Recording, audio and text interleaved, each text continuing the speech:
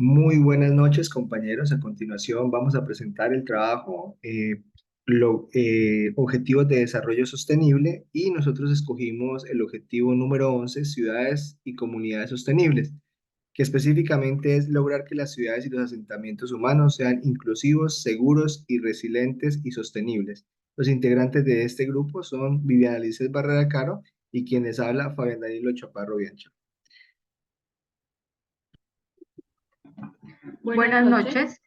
Como primera meta, el objetivo, tenemos que de aquí al 2030 buscamos asegurar el acceso de todas las personas a viviendas y servicios básicos adecuados, seguros y asequibles y mejorar los barrios marginales.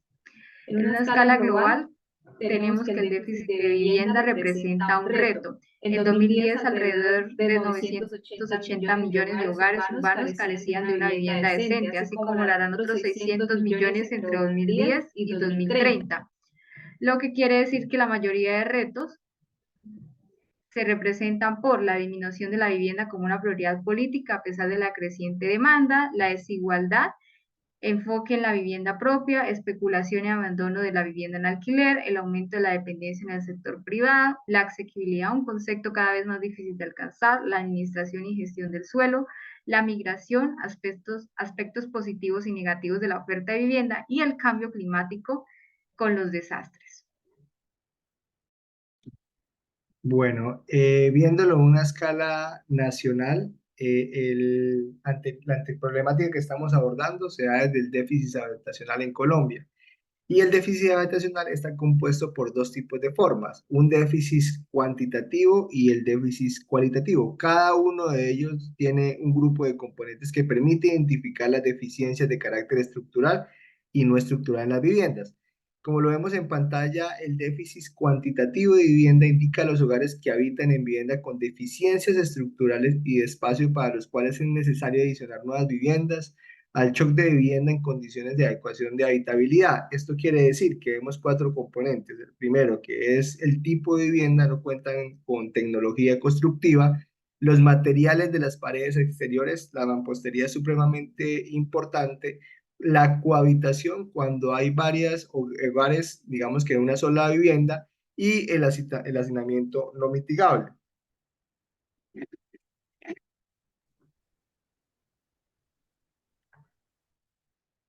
Por otro lado, tenemos el déficit cualitativo de vivienda. Digamos que la identificación de los hogares que habitan en vivienda son aquellos que presentan deficiencias, es decir, que aquellas que deben ser mejorados para intervenirlo y garantizar las condiciones adecuadas de habitabilidad. Entre ellas tenemos el hacinamiento mitigable, que se presenta cuando 3 o 4 personas más viven en un solo cuarto, duermen en un solo cuarto, el material de los pisos, la cocina, y la carencia de los servicios públicos, alcantarillado, agua potable, luz eléctrica o energía y gas natural. Bueno, es muy importante ver cómo funciona el déficit habitacional en Colombia. Una de las cifras más preocupantes es que en los centros poblados y rurales dispersos es donde mayor se presenta el déficit habitacional. De hecho, incluso podemos ver que en el 2019, estos últimos años, ha sido el más alto con el 70,2%. Ahora, si lo vemos también en una escala casi que de actualidad, pues en el 2020 disminuyó, pero está volviendo a crecer. Lo cual nos quiere decir, por ejemplo, en el gráfico que en las cabeceras municipales vuelve a presentar esta problemática, pero el déficit cualitativo es el que nuevamente nos dice que hay una problemática muy grande con las condiciones estructurales y de materiales en cada una de estas viviendas. Entonces, como podemos ver en el gráfico, va en aumento el déficit cualitativo.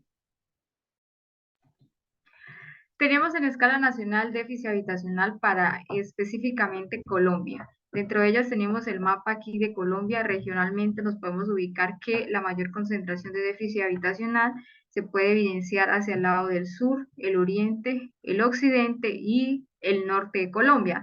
Dentro de ellas estamos clasificando el departamento de Casanare, nuestra área prácticamente de estudio, y podemos identificar que entre el 34 y el 51% representa un déficit habitacional en todo Colombia. Dentro de estas, el municipio de Yopal, como capital, pues tiene una menor deficiencia habitacional.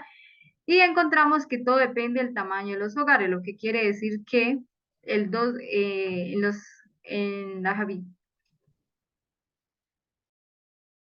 Bueno, vemos que, por ejemplo, el tamaño de los hogares unipersonales pues cuenta con un 29,1%, pero de este análisis lo más importante de ver es que el 67,6% son los hogares donde mayor déficit habitacional hay, porque hay más de 6 personas por hogar, y donde existe, digamos que un menor tamaño de los hogares es con el 27,1, que son solamente de 2 personas, es decir, hogares que hasta ahora se están conformando.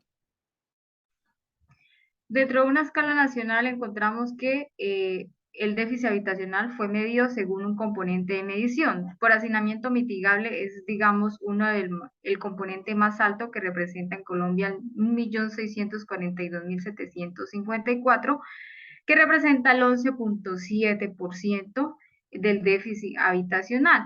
En una escala más abajo tenemos por acceso a alcantarillado, que responde a los servicios públicos, por acceso a recolección de basuras, por acceso a acueducto de agua para cocinar, por el material de los pisos de la vivienda, por el lugar donde cocinan los alimentos y por último por conexión a energía eléctrica.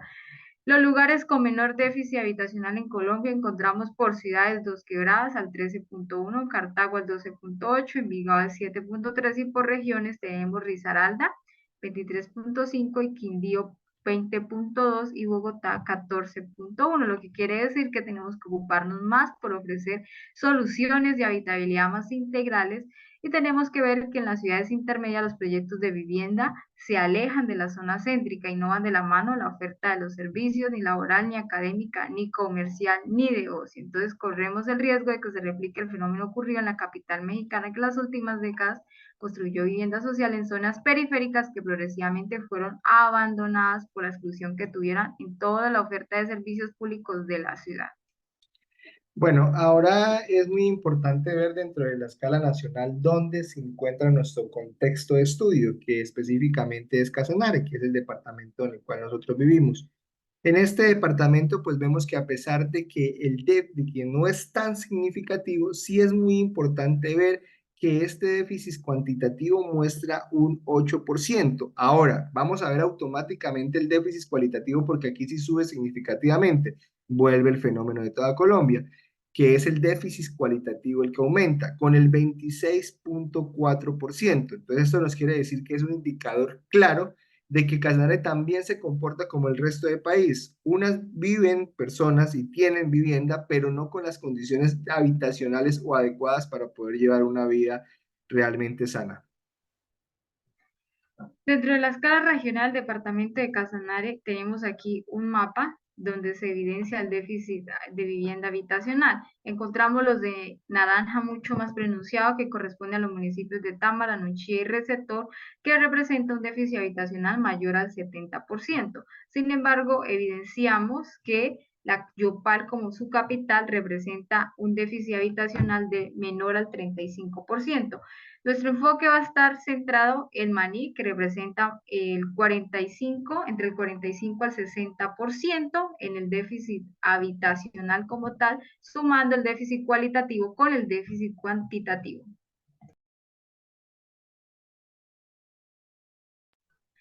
Para el déficit cuantitativo en escala regional, encontramos que efectivamente los municipios más claros, como son Maní, Agua Azul, Yopal, San Luis de Palenque, Trinidad y Monterrey, lo que quiere decir que son menores al 10%, es decir, que no existe un déficit como tal cuantitativo, sino más bien unas viviendas en condiciones precarias o condiciones cualitativas realmente carentes.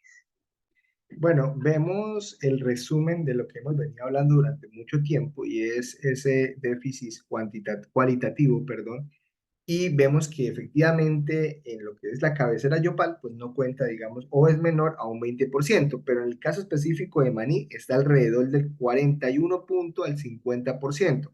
Esto vuelve otra vez y vemos que el fenómeno se replica no solamente a nivel regional del departamento, sino también a nivel municipal. Y vemos que Maní, en esta tabla que vemos acá, que es muy importante porque este diagnóstico local, hay un dato que es de precisar que es el NBI, que son las necesidades básicas insatisfechas. Y a pesar de que el municipio de Maní está en el número 17 con el 4,59, sí es de rescatar que no solamente las necesidades básicas pues son viviendas, sino también educación y salud. El siguiente dato es supremamente importante porque este es el que nos va a dar a nosotros la justificación del encauce de esta preestudio del caso específico.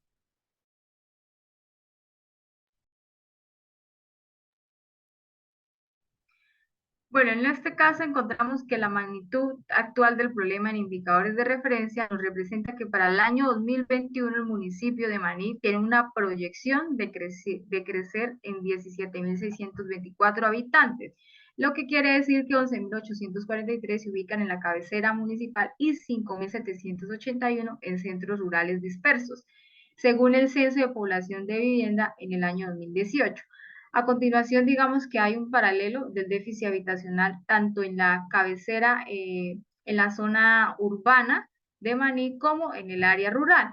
Y tenemos aquí que el déficit cualitativo es el mayor indicador para el área urbana con un 39,18 y ganando mucho más el área rural, el déficit como tal cualitativo 47,82, lo que quiere decir que las viviendas realmente carecen de cualidad de hacinamiento mitigable, adecuación de pisos, servicios públicos, entre otros que no están dando, digamos, los resultados para que el déficit cualitativo apuntale a ese déficit cualitativo.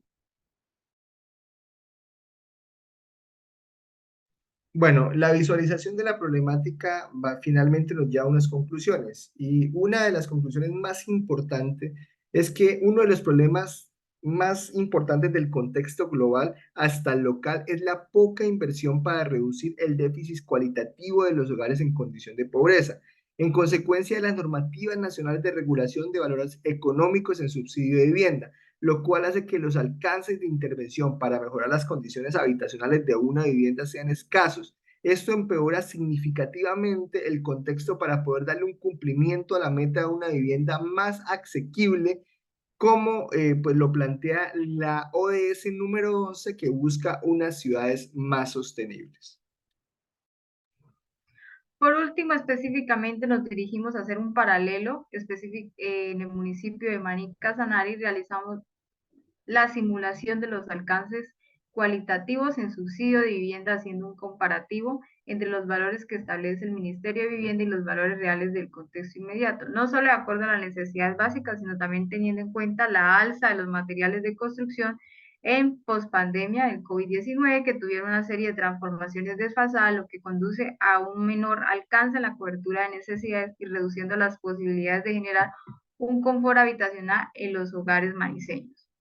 Bueno, así como lo dice mi compañera, pues digamos que es muy importante poder entender que la pandemia pues influyó mucho en los valores, perdón, en el alza de los materiales para poder construir actualmente. Pero también es muy importante rescatar que la política nacional de vivienda, si diera una mayor autonomía a las gobernaciones y las alcaldías para regular los valores económicos en subsidio de dinero, de acuerdo al contexto inmediato, se tendría un mayor alcance para cubrir las necesidades básicas de las personas y poder atacar directamente las tasas de NBI que plantea el DANE. Es decir, que pues actualmente las políticas y los decretos nacionales pues se hacen de forma centraliza y desconocen la realidad de los contextos de las provincias.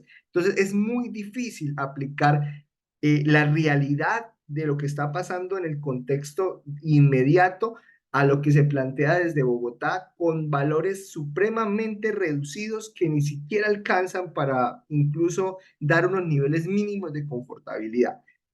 Finalmente, con mi compañera Viviana hicimos un análisis donde podíamos ver estos alcances. Es decir, un alcance con un verdadero presupuesto que cumpliera las necesidades insatisfechas inmediatas y que pudiera dar verdaderamente cumplimiento a los objetivos de desarrollo sostenible con una vivienda verdaderamente confortable y digna, que lo vemos en el lado izquierdo, y también en el lado derecho vemos los alcances reales con lo que el gobierno central plantea los topes máximos para subsidio de vivienda urbana. Entonces, pues vemos estos dos comparativos y como a continuación también lo va a analizar mi compañera Viviana.